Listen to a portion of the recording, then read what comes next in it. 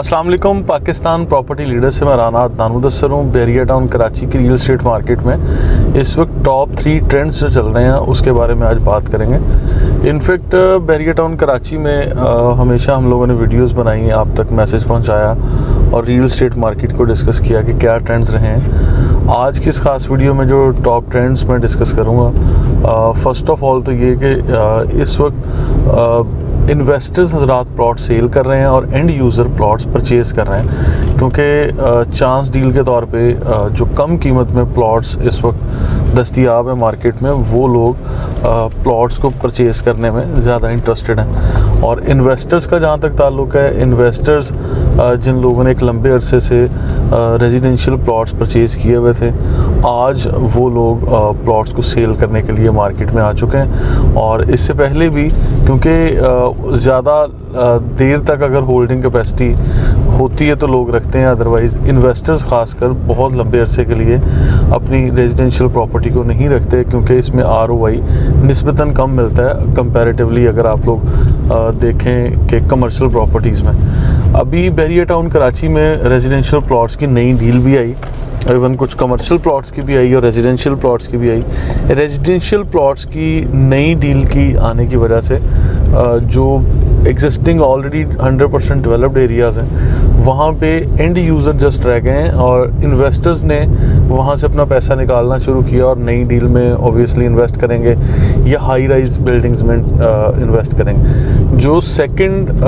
यहाँ प्लॉट्स वाली बात को, कॉन्सेप्ट को क्लियर करता चलूँ कि यहाँ पे मेरा सजेशन भी यही है कि बैरिया टाउन कराची में या anywhere else in Pakistan residential plots में इन्वेस्टर्स को कम इन्वेस्ट करना चाहिए और एंड यूज़र को इन्वेस्ट करना चाहिए कि जिन लोगों ने मुस्तकबिल में 2, 4, 5 साल के अरसे से वहाँ बिल्डिंग बनानी है, घर बनाना है और फिर वहाँ शिफ्ट होना है या रेंटल एंजॉय करना है, वो लोग अगर यहाँ रेजिडेंशियल प्लॉट परचेज़ करेंगे तो उनके लिए ज़्यादा फ़ायदेमंद है। अगर इन्वेस्टर्स हज़रात जस्ट रेजिडेंशियल प्लॉट्स परचेज़ करेंगे तो बैरिया टाउन जैसी जगह पे आप लोगों को कंस्ट्रक्शन जल्दी करनी पड़ती है, maintenance charges, non utilisation charges और इस तरह की जो एक्स्ट्रा आप लोगों को कॉस्ट पड़ती है, फिर इन्वेस्टर कहीं ना कहीं जाके डिस्टर्ब होता है। और अब दूसरा जो टॉप ट्रेंड चल रहा है, दूसरे ट्रेंड में कि मैं यहाँ रिकमेंड करूँगा कि you must invest in high rise buildings, यानी हाई राइज कमर्शियल्स या बिल्डिंग्स, प्लाजास जो बन रहे हैं यहाँ पे, इसके अंदर इन्वेस्ट करना चाहिए। अब इसमें बहुत सारी हाई राइज में कॉन्सेप्ट बड़ा वाइड रेंज है, इसको समझना चाहिए कि जब आप हाई राइज में इन्वेस्ट कर रहे हैं उसमें कमर्शियल शॉप्स, शोरूम्स, ऑफिसेज़ और इसके साथ साथ अपार्टमेंट्स, स्वीट्स आ जाते हैं, होटल सर्विस अपार्टमेंट्स आ जाते हैं, बहुत सारी ऑप्शंस हैं। लेकिन अल्टीमेटली आप लोगों को इसके जो फ़ायदे हैं वो भी बताता चलूँ। सबसे बड़ा फ़ायदा ये है कि पूरी बिल्डिंग जो हाई राइज बिल्डिंग बन रही है उसकी मैनेजमेंट ये लोग आपके साथ मतलब टॉप ट्रेंड पे जब चल रहे होते हैं तो ये लोग मैनेजमेंट खुद करते हैं। जब मैनेजमेंट खुद करेंगे तो इन सारी चीज़ों को आप लोगों को फ़र्क ये देखना चाहिए कि आप लोगों की बहुत सारी उस तरह से इन्वेस्टमेंट्स नहीं हैं। आप लोगों को मतलब अपनी प्रॉपर्टी ली, जस्ट वो सिक्योर है और जो टॉप मैनेजमेंट है यानी बिल्डिंग की मैनेजमेंट है वही आपकी प्रॉपर्टी को सिक्योर किए हुए हैं और सम टाइम रेंट पे भी वही दे रहे हैं आपको, महाना या एनुअल आप लोगों के साथ कुछ कॉन्ट्रैक्ट्स हो जाते हैं और फिर आप बिल्ड प्रॉपर्टी में यानी रेडी टू शिफ्ट प्रॉपर्टी में इन्वेस्ट कर रहे हैं। क्योंकि अभी टाइम के साथ साथ जिस तरह से अभी ट्रेंड्स आगे आ रहे हैं, बहुत कम लोग वो होंगे जो प्लॉट परचेज़ करके घर बनाएंगे और ज़्यादातर लोग इसी तरह रेडी बिल्डिंग्स के अंदर इन्वेस्ट किया करेंगे। अपार्टमेंट यूनिट बनाया घर परचेज़ करेंगे, दुकान, sweets, hotel service apartments, offices, इस तरह से रेडी प्रॉपर्टीज़ में इन्वेस्ट करेंगे। जब रेडी प्रॉपर्टीज़ में इन्वेस्टमेंट होगी तो फिर लोगों के लिए ज़्यादा बेहतर होगा कि किस तरह से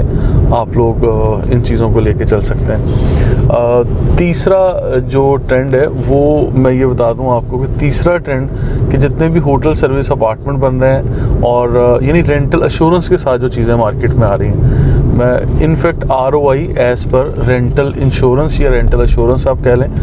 कि ऐसी इन्वेस्टमेंट जिसके इवज़ आप लोगों को बड़े डिस्काउंट दिए जाते हैं या रेंटल्स का कमिट किया जाता है, ऐसी प्रॉपर्टीज़ में इन्वेस्ट करना चाहिए। लेकिन that property must be in existing form. ऐसा नहीं है कि क्योंकि यहाँ पे भी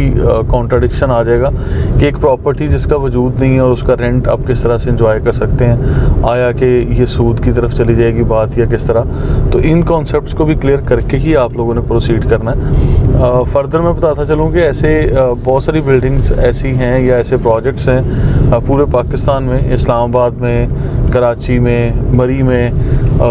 या इवन लाहौर में बहुत सारी ऐसी बिल्डिंग्स बन रही हैं जिसके अंदर रेंटल एश्योरेंस के लिए आप लोगों को मतलब वो एनुअल या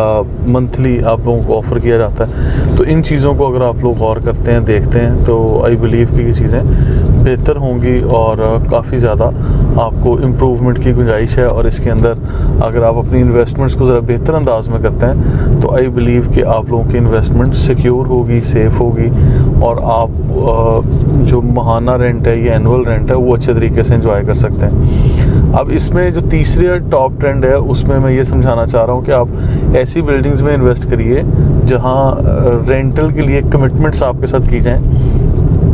लेकिन ऐसा हरगिज़ नहीं है कि उनका वजूद ही ना हो, मतलब उन बिल्डिंग्स का वजूद हो और फिर आप लोगों के ये रेंटल कॉन्ट्रैक्ट्स हों, लेकिन टॉप मैनेजमेंट जिस तरह से बिल्डिंग की मैनेजमेंट है वो इन चीज़ों को अगर लेके चल रही है वो आपके हक़ में ज़्यादा बेहतर है। तो इन चीज़ों को अगर हम लोग इस तरह से लेके चलेंगे, क्योंकि बहुत सारी मार्केट में ऑप्शंस आती हैं, तो वो आपके हक़ में बेहतर रहेंगी और वहाँ हम आपको रिकमेंड भी करते रहेंगे। फर्दर इन्फॉर्मेटिव वीडियोस के लिए हमारे साथ रहिएगा। सोशल मीडिया पे यू कैन फॉलो अस, और अगर अभी तक आप लोगों ने हमारा यूट्यूब चैनल सब्सक्राइब नहीं किया तो आप लोग लाजमी सब्सक्राइब कर लें। Thank you so much.